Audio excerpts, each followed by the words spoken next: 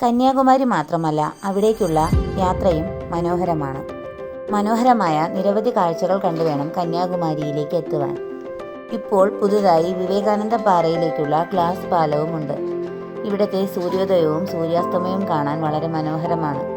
കന്യാകുമാരിയോടൊപ്പം തന്നെ മറ്റ് ഒട്ടനവധി വിനോദസഞ്ചാര കേന്ദ്രങ്ങളും നമുക്കിവിടെ കാണാനായിട്ട് സാധിക്കുന്നു.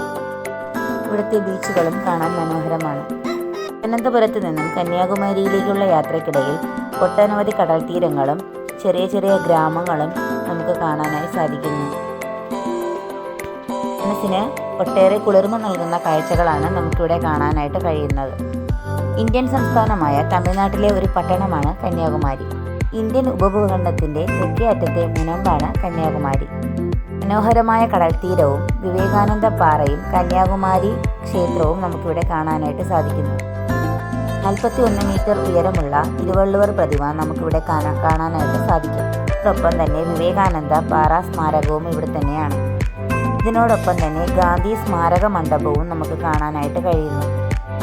കന്യാകുമാരിയിലേക്ക് പോകും വഴിയുള്ള വഴിയോര കാഴ്ചകൾ നമുക്ക് കാണാം. വളരെ മനോഹരമായ ഭൂപ്രദേശമാണ് ഇവിടെ ഉള്ളത്.